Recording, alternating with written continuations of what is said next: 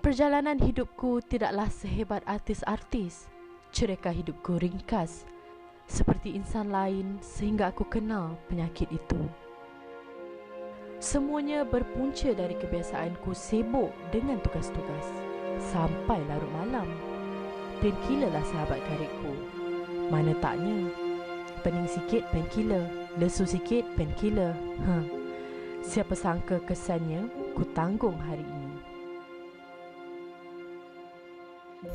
Nama aku Rosli, tapi sering dipanggil Lee. Maklumlah, dari kecil peminat Bruce Lee. Aku seorang yang giat bersukan, mengekalkan gaya hidup yang sihat. Tapi semuanya berubah bila hidup aku berubah 360 darjah. Aku disambut oleh doktor pakar yang sedang duduk meneliti papan skrin komputer dengan tenang bertanyakan kabarku. Dia meminta aku supaya tenang dan cuba menerima apa yang ingin disampaikan. Doktor telah mengesahkan aku menghadapi kegagalan buah pinggang tahap kritikal. Menurutnya, dari keputusan ujian darah, penyakit ini 90% berpunca dari genetik ataupun keturunan. Ya Allah, besarnya dugaan yang ku terima ini, ya Allah. Jika dikatakan tentang keturunan, apakah silapku yang dulunya yang sering bersendirian, tidak pernah ambil tahu hal keluarga, punya kakak, tapi selalu saja bergaduh. Selepas abah dan ibu sudah tiada, aku berumah tangga dan masing-masing terus membuat haluan sendiri. Aku terima dugaan yang kau berikan ini, ya Allah. Aku terima dugaan yang kau berikan ini, ya Allah.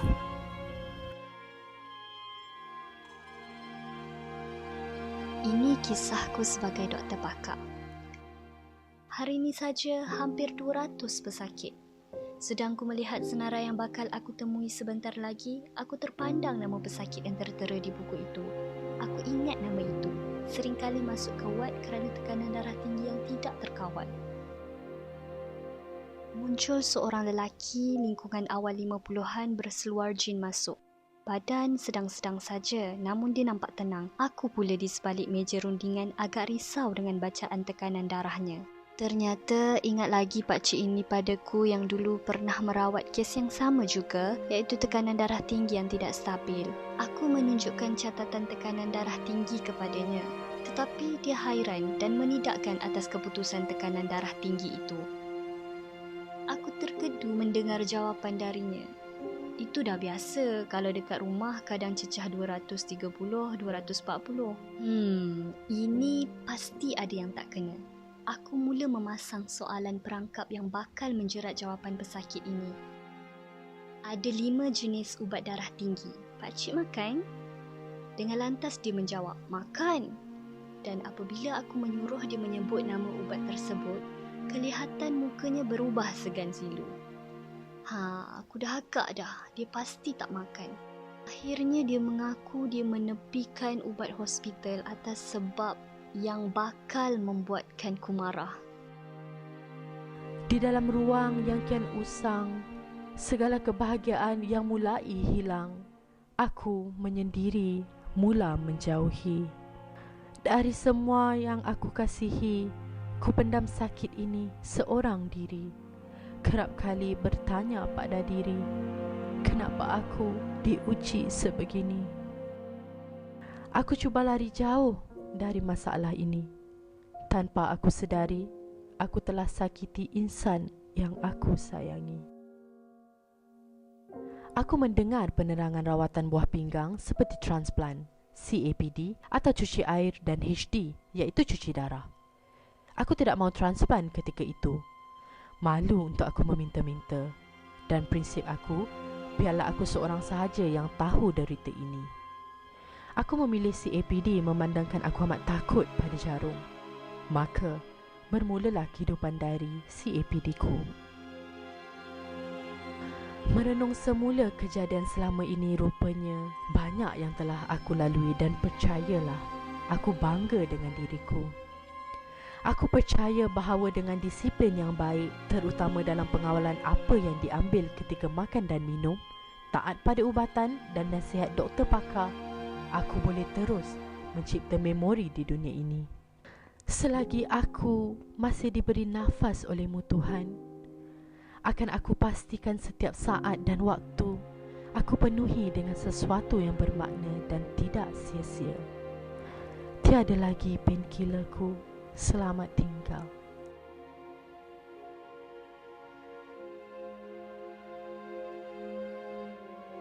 Patutlah tekanan darah beliau tinggi. Beruntunglah penjual produk-produk suplemen yang mengaut keuntungan atas angin ini. Tiada kajian saintifik tapi sibuk menipu orang ramai yang produk mereka lah paling ajaib di dunia. Terkadang aku kesian kepada mereka yang mudah tertipu dengan iklan-iklan yang tidak masuk akal ini. Aku yang melihat kandungannya sahaja sudah tahu ia tidak mendatangkan kesan yang baik kepada badan manusia. Aku menjelaskan isi kandungan suplemen ini. Rata-rata tiada sebarang kandungan pun yang boleh membantu merawat penyakit, padahal lebih kepada tenaga badan sahaja. Bahananya buah pinggang yang bakal rosak. Aku tiada niat untuk menakutkannya, tetapi ianya cerita benar.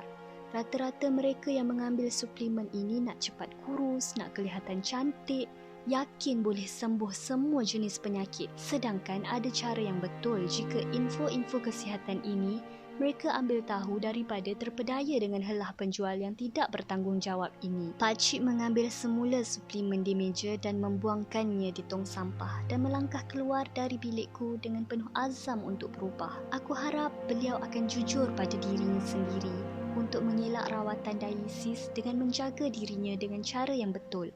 Buat pertama kalinya, aku mendengar perkataan hemodialysis dan peritoneal dialysis. Doktor pakar memberi penerangan tentang rawatan dialisis dan cara-cara melakukannya. Aku masih lagi berbaki perasaan tidak menerima kenyataan, apatah lagi untuk menjalani rawatan dialisis. Akhirnya, setelah berbincang dengan isteri, aku memilih rawatan CAPD. Aku diarahkan untuk masuk ke ward sebagai persiapan untuk menjalani pembedahan untuk memasukkan tiub Tenkov di perut yang akan digunakan untuk rawatan CAPD.